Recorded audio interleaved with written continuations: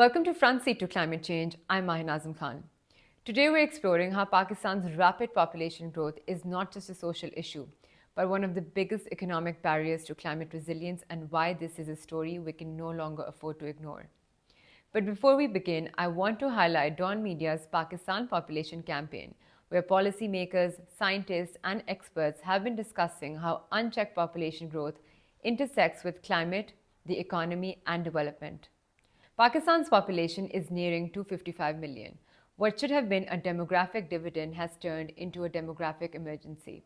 Our population is growing faster than the economy, faster than the state can provide jobs or schools or hospitals, and far faster than our natural resources can regenerate. This pressure directly limits our ability to prepare for climate change.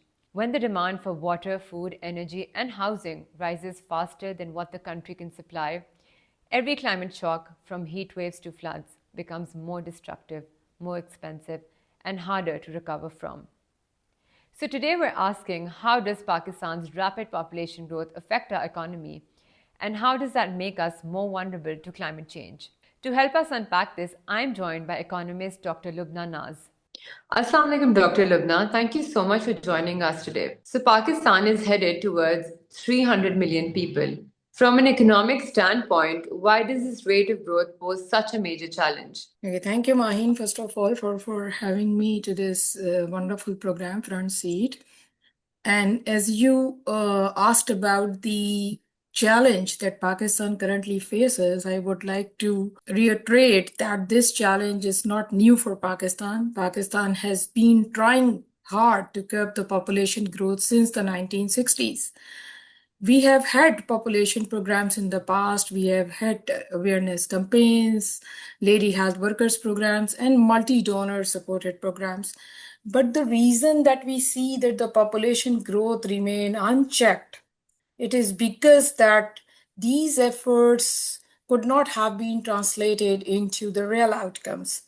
If you ask me, it is a systematic failure. Why it is a systematic failure? It is because that we have treated population as a project, not as a national emergency.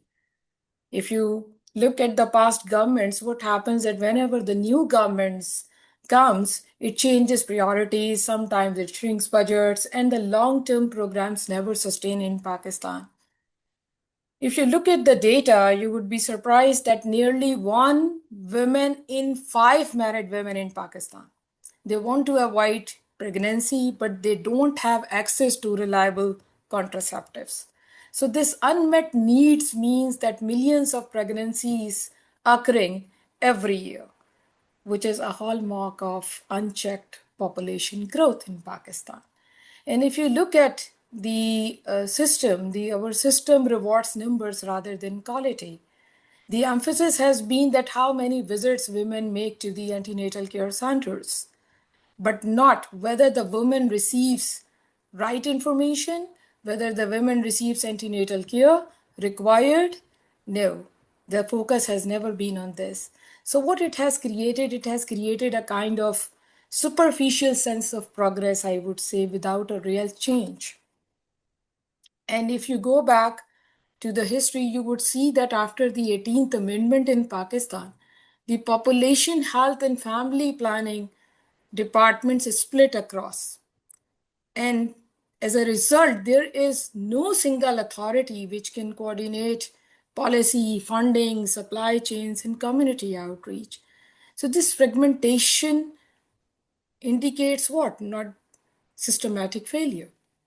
If you look at the neighboring countries, the most countries with similar income levels have sharply reduced fertility, but the Pakistan fertility rate is still around 3.6 births per woman, which is far above the South Asian average of about 2.1.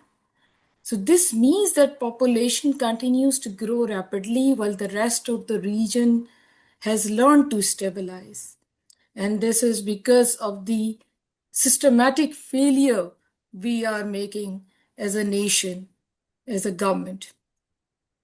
Hope I have answered your question. Yes, you have. Thank you so much. Population growth indeed does remain one of the major challenges that Pakistan faces today. And as you rightfully mentioned, that we are not giving it the sort of attention and the importance that it deserves. And when population grows faster than economy, what pressures do you think does that create in public spending, jobs, and social services then? Yes, it creates immense pressure on the public service delivery. The pressure, if you see, like Pakistan spends hardly 2% of its GNP, of its GDP on the education. And it spends almost the similar amount, and even the less than that, the 1.9% on the healthcare. While most of the healthcare spending is undertaken by the individuals themselves, 58% healthcare spending people make at their own. And these people spend from their hard earned money. And you know that health, especially the climate induced disasters, are creating a lot of pressure on the health sector. In vulnerable areas, in climate vulnerable areas, in areas with high climate risk, you see that the basic health units, the rural health units are under immense pressure to treat pregnant women, to treat married women, to provide them counseling for reproductive health. And under such pressure, where the government spending is makes up such an insignificant proportion, the burden actually falls on people, and it falls on the poor people. So this is one thing which we should look at. Another thing which I see happening, that it is creating a lot of pressure on housing. If you look at the housing demand in Pakistan, it is now, according to various estimates, it is in between 4.3 to 10 million, and it is growing every year. If you look at the population structure of Pakistan, the 64% of our people are under the age of 30. This population bulge is creating household formation, is creating the demand for household formation. So, with that population bulge, you would see increasing demand for housing every year. And this is what we are observing.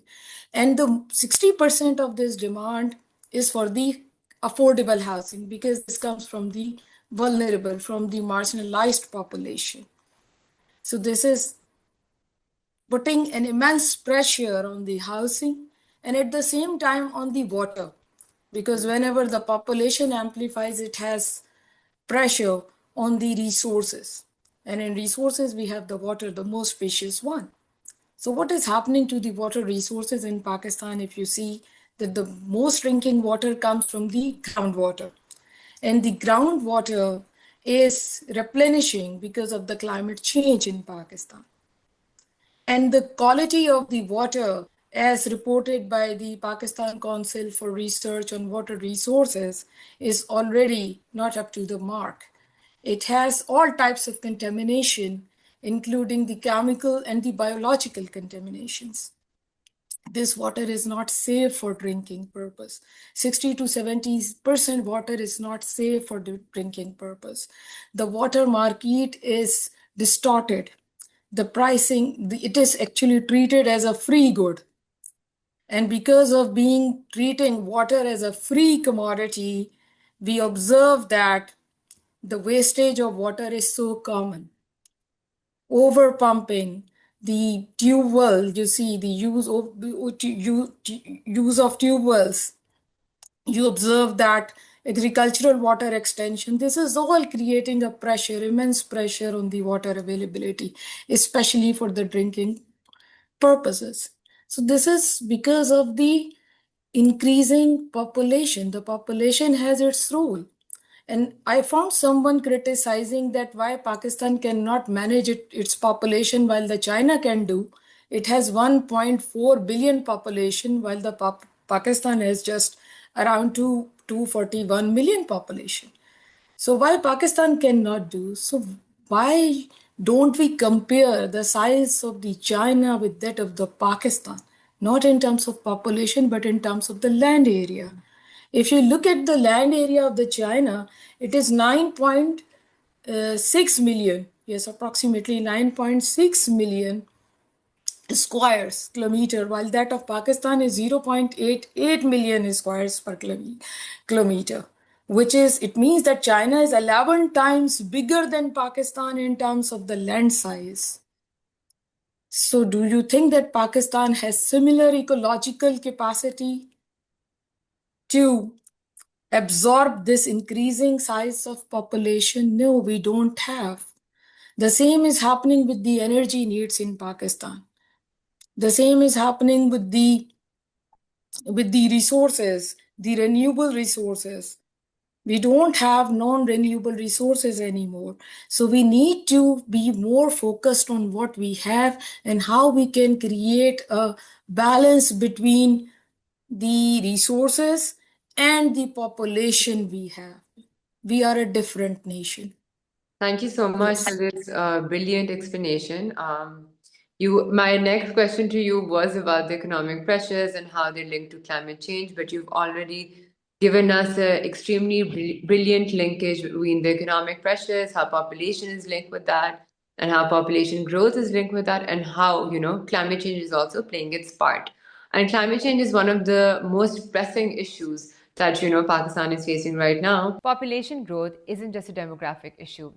It is an economic bottleneck that weakens every part of our climate response. Environmental stress driven by population pressure is already costly. But when climate disasters strike, those costs multiply.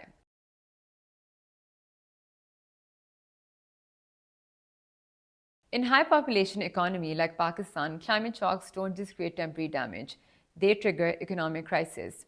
When floods hit in 2025, millions of acres of farmland went underwater. Millions of people were displaced, food insecurity soared, rebuilding cost billions. Heat waves and droughts have similar impacts, destroying crops, killing livestock, disrupting supply chains, reducing worker productivity, and pushing more families into poverty. With limited fiscal space and heavy debt obligations, Pakistan struggles to recover between disasters. This means each new shock lands harder than the last. I asked Dr. Lubna to explain the economic ripple effects of climate disasters in a high population context. What sectors do you think become the most vulnerable when a large population meets a warming climate, such as agriculture, water, or energy? With increasing population, if you see that we have 64%, as I mentioned, that they are below the age of 30 years. So we have lot of people in the coming future joining the labor force. But unfortunately, the quality of the population which Pakistan has is something we all need to pay attention to, because the there are few things which I would like to mention. It is because the system has always rewarded the numbers, as I mentioned. So the emphasis has been on producing graduates, but not the quality of the graduates we are producing. As you must have noticed recently that the Peshawar University has closed down its 9 programs because of the low admission. So what this indicates that the graduates in Pakistan don't have jobs here. Jobs exist beyond Pakistan. So we cannot provide the job opportunities to the labor force going to join up soon. One thing. Second is, whatever job is provided to them, these jobs are provided in the informal market.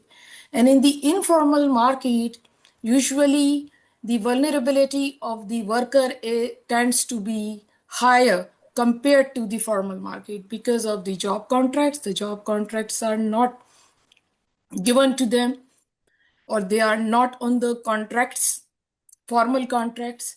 The work timing are not specified. The hiring and firing policies are not in place. And mostly the job available through some networks, in which our vulnerable and our poor people, poor youth especially, don't have access to such networks and good quality education. So this is creating a kind of frustration among the youth, which the policies should address, that where they should find the suitable job. So there is a complete mismatch I see today in today's labor market. The graduates which Pakistani universities are producing and the graduates which are required in the job market. And the labor which we are importing to the rest of the world, that labor is also not of that good quality. You see that where people migrate out of Pakistan, they migrate to the Middle East, and they are usually employed in the menial jobs, not in the white collar jobs. So they whatever they earn by the virtue of their hard work, but they work under strenuous conditions. So who is responsible for that? We are responsible for that. The policies are responsible for that. So this is one sector. Another sector, I think, which is under pressure because of the population and its nexus with climate change, is the energy. You must have heard um, about the demand being created for the electric vehicles in Pakistan. This is really good. We should go for uh, the renewable energy sources. But our focus is on the renewable energy sources, which is good. But why the focus is not on the population, on controlling the population? Because whenever the size of the population becomes uncontrollable, like we have 3.6 births per woman, which is the highest in the region after Afghanistan, and if we are not going to have control over it, in the future we will have increasing demand for the energy. From where we will meet up with that demand? Do we have that focus in mind? It is because of the policies we have. It is just because that we reward population, we reward provinces based on the population, not based on the resources they have.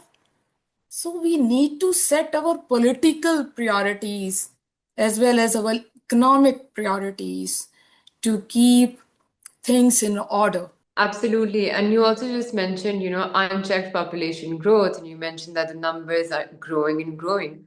So, how does that unchecked population growth intensify the economic impact of climate disasters like floods and heat waves?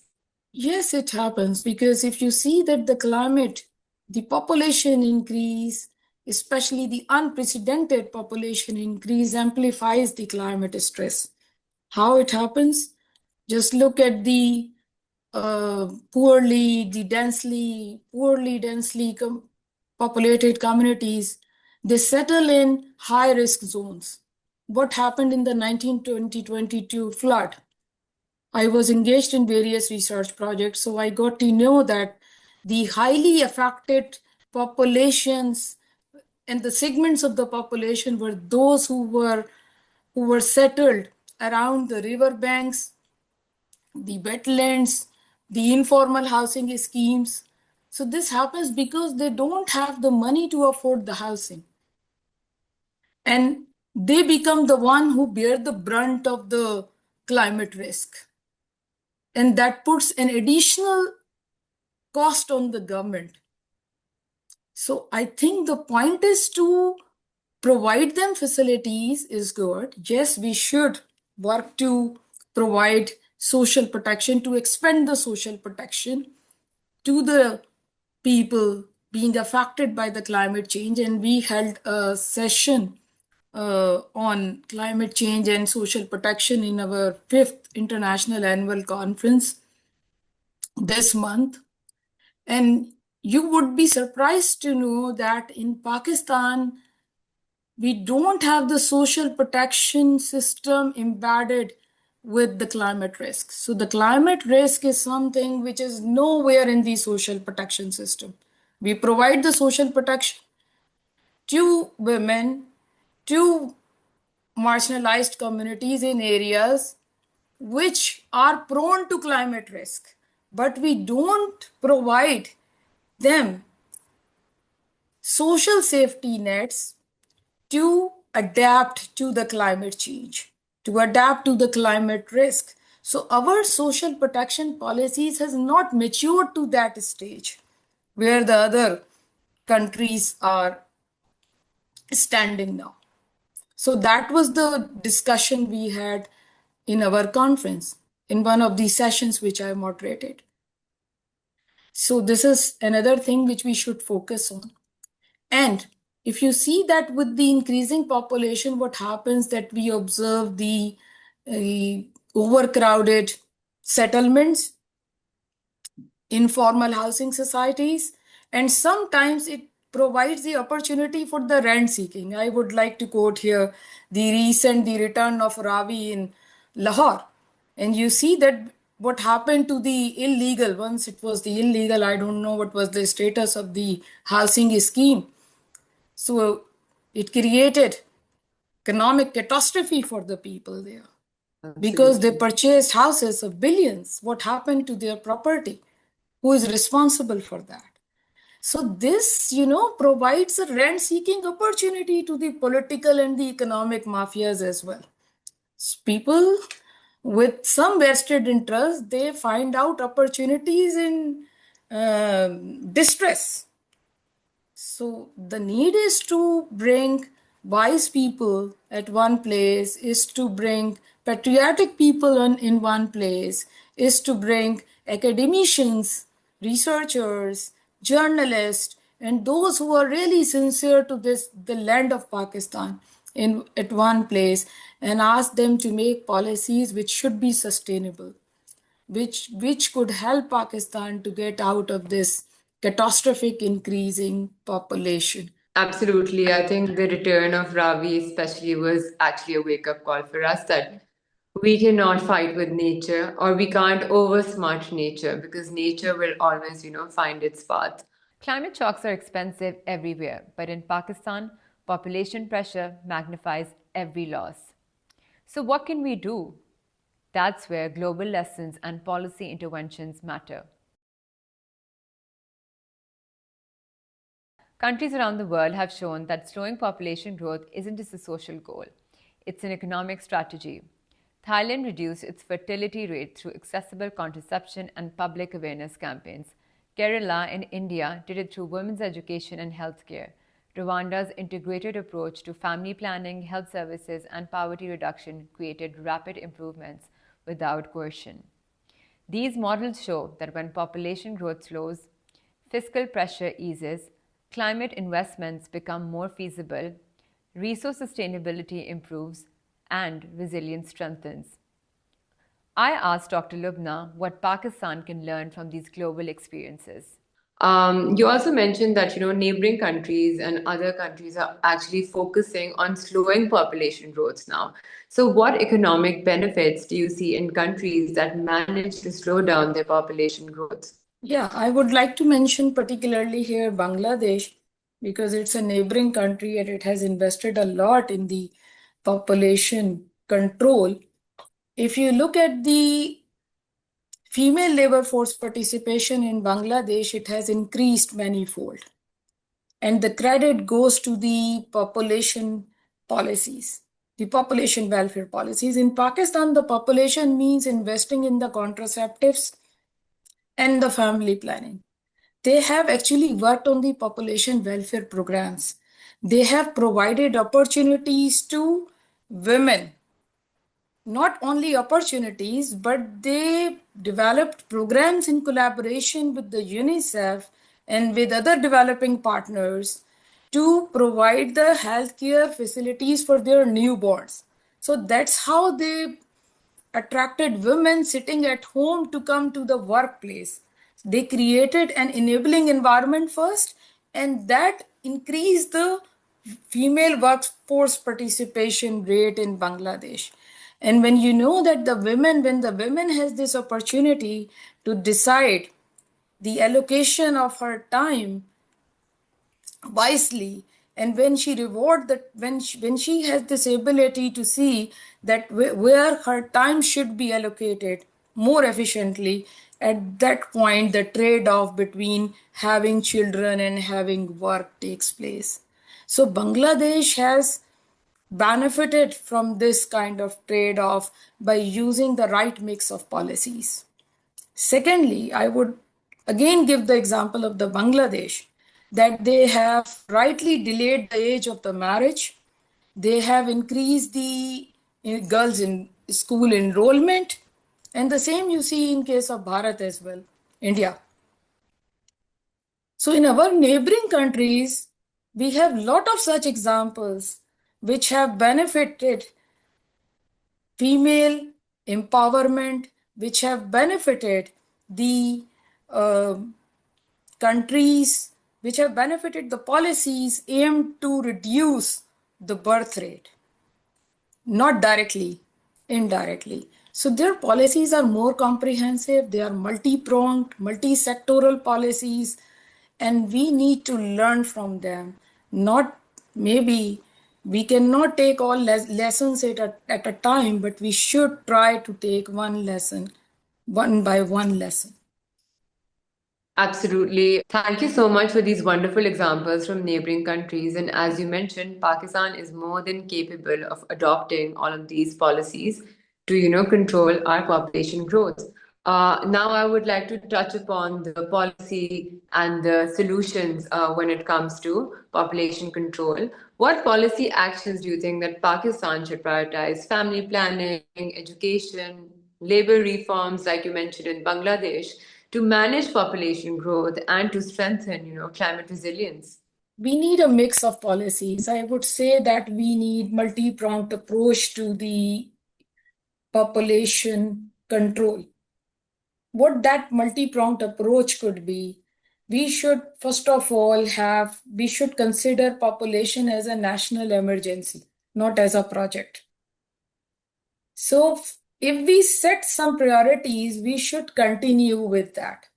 It should not happen that we have one priority today, for example, provide contraceptives, access to every woman, and then we come up with another priority that we should provide counseling to couples.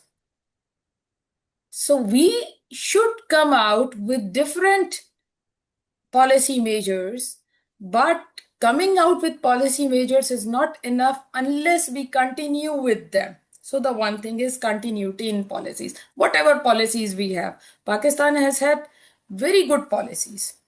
I would appreciate. Pakistan was the first one which started with the Lady Health Workers Program. So we have had community outreach program, the successful example in the region. But the point is that why it has not been successful in case of Pakistan to the extent it should have been. We should need to focus on this, one thing. Second is that we should try to realize at this point that providing resources based on the population actually encourages the politicians to have higher birth rates in their regions, because they know that higher the population, higher resources they will have. They can claim bulk of resources from the government. So we should focus on having resource distribution in such a way that depends on the size of the revenues we collect from the province, the size of the resources which a province has, other than the population. And the poverty and the backwardness should be given higher weight compared to the population. Because by doing so, we can not only target the population, but can also provide an environment which is required now for the Pakistan to maintain the harmony, to maintain the provincial harmony. Second.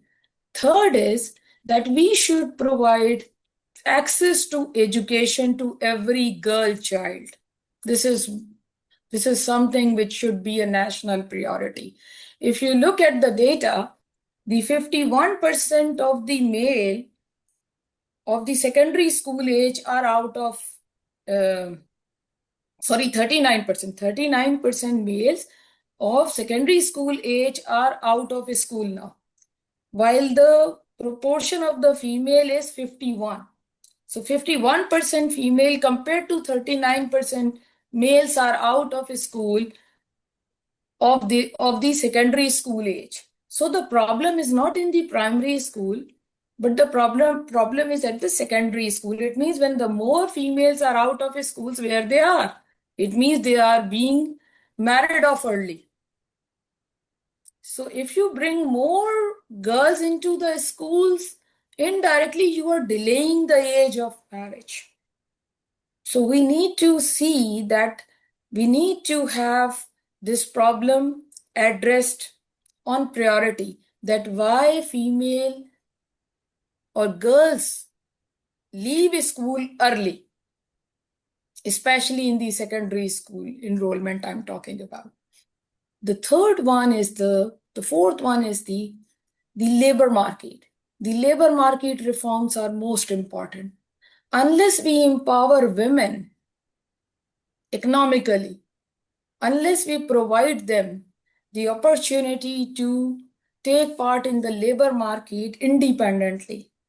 Independently means free of worries. Like not a woman who is in the office, but thinking constantly about the 1 year child or the 6 months child back at home. So if we don't provide them the environment which is conducive for their professional and their personal growth, we cannot ensure that population can be controlled. So we need to have 3 to 4, I think, focal points with which we can start, and we should continue. The point is, so continuity is the main thing. Absolutely. I think that it's already 2026. We're heading towards that, just a month left. And we should realize that, women empowerment is extremely important when it comes to policies, when it comes to labor reforms. And I think Pakistan should head towards that. It's all about women now. If women are given a safe environment, if women are, educated, then of course, like you just mentioned, the brilliant solutions that, marriage will be delayed and population control can actually take place. But for that, we need to place women as a focal point in all of our reforms and in all of our policies. And we need to bring more women leaders and more women who are leading these policies and departments. Just to wrap up the conversation with you, Dr. Lubna, I would like to ask you that how would you convince policymakers that slowing population growth is an economic strategy, not a social one? It is an economic strategy, and I would say that if we don't find seriousness anymore in controlling the population, we will be moving towards a future which is not safe for all of us, which is not productive for all of us, for many reasons we have discussed in today's conversation. Why it is an economic strategy? Because having population increased without balancing it with resources is waste of what? Is waste of human resources. And this is what we observe in case of Pakistan. We don't have resources which can be productively employed in Pakistan and elsewhere. So what we are actually producing? The point is to invest in the quality of the population, and the cost which government will incur on producing quality population will have its payoff in the future. We will have a productive workforce, we will have higher GNP, higher income, and of course, higher standard of living. So it should be treated as an economic emergency as well, because the Pakistan cannot afford to have unprecedented growth in population without having resources to cope with that. And we should have this realization as soon as possible, being a nation, that we don't have such ecological capacity to absorb increasing population in Pakistan. Absolutely. I think population control and climate change both should be treated as a national emergency because these are things that Pakistan will continue facing, and it's time that we adapt and we find proper measures for these problems. Thank you so much, Dr. Lubna, for your brilliant insights. Thank you so much. Thank you. Thank you, Maheen. Pakistan's climate future depends not only on emission cuts or disaster response, but also on demographic decisions. Controlling population growth gives the country space to breathe, adapt, and invest in a stable, resilient future. Thank you for joining us on Front Seat to Climate Change. I'm Mahin Azam Khan. See you next time.